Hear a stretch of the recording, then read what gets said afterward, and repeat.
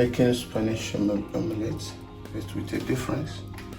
We are using spinach, we are using a sweet potato, we have cheese, we have cabbage, turmeric, black pepper, other spices. But the key here is trying to bring in nitric oxide foods in order to generate better energy, better health,